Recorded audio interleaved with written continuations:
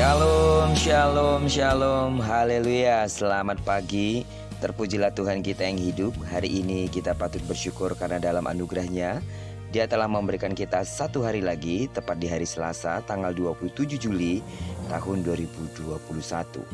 Adalah doa saya bahwa di sepanjang hari yang luar biasa ini, sampai terbenamnya matahari, segala pengalaman dan pergumulan yang kita hadapi akan semakin memurnikan dan mendewasakan iman kita, dan kita semakin menikmati kebersamaan dengan Tuhan yang adalah Immanuel. Amin.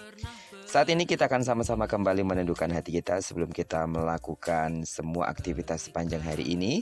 Untuk menundukkan hati kita, merenungkan firman Tuhan yang akan menjadi pedoman dan pelita hidup kita dalam menjalani hari yang luar biasa ini. Perenungan kita hari ini akan tetap kita ambil dari pembacaan 34 hari bersama kitab Ulangan. Hari ini kita telah memasuki hari yang ke-24, maka kita akan membaca kitab Ulangan pasalnya yang ke-24 ayat pertama sampai dengan ayat yang ke-22. Kesetiaan saudara dalam mengikuti pembacaan Alkitab satu hari satu pasal ini akan membuat saudara semakin berakar, bertumbuh kuat, dan tentunya semakin mengenal Allah secara pribadi dengan benar. Amin. Baiklah, sebagai pengantar renungan kita hari ini, saya akan coba bacakan untuk kita ayatnya yang ke-22. Haruslah kau ingat bahwa engkau pun dahulu budak di tanah Mesir.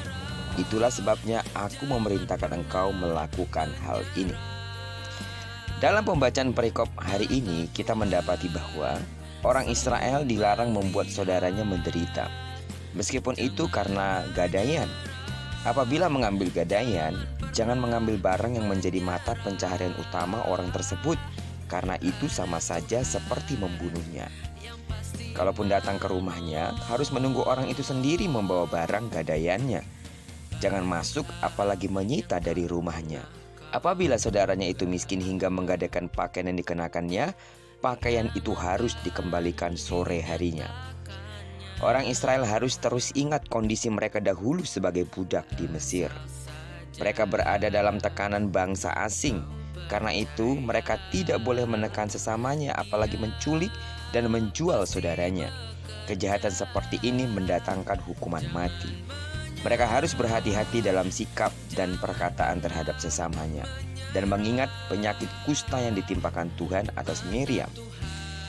Ingatan sebagai budak juga mewajibkan mereka untuk tidak memeras pekerjaan harian yang miskin. Mereka harus segera membayar upahnya hari itu juga.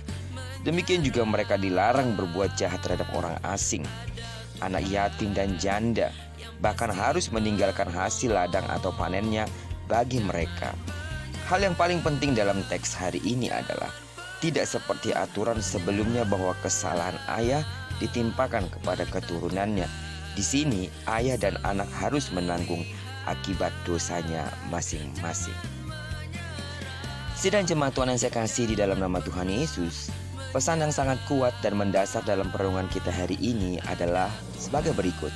Yang pertama, setiap orang percaya diingatkan untuk tidak melupakan masa lalunya yang menderita, bukan hanya dalam hal fisik, tetapi terbelenggu dalam dosa. Yang kedua, kehidupan nyaman yang diperoleh saat ini dalam kasih karunia Tuhan seharusnya menjadi kesempatan untuk menyatakan kasih kepada sesama yang menderita dengan tidak menekan apalagi menyiksa mereka. Dan yang ketiga, mencukupkan diri terhadap apa yang sudah dimiliki dan rela berbagi akan menjadi satu kesempatan untuk memelihara dan mengangkat kehidupan saudara kita yang berkekurangan. Karena itu, sidang jemaat Tuhan yang saya kasih di dalam nama Tuhan Yesus, camkanlah hal ini. Sebagai orang yang telah dikasihi, hiduplah untuk mengasihi.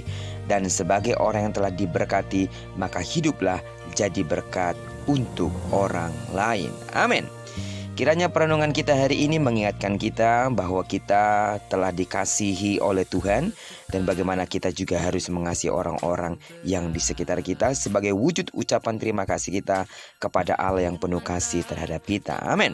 Diberkatilah kita sepanjang hari ini dan digenapi firman-Nya yang berjanji bahwa apa yang dikerjakan tangan kanan dan tangan kiri kita dibuatnya berhasil. Kemanapun kaki kanan, kaki kiri kita melangkah, di sana kemuliaan Tuhan akan dinyatakan. Dan diberkatilah kita bersama dengan orang-orang yang kita kasihi, serta dengan orang-orang yang kita cintai dimanapun mereka berada.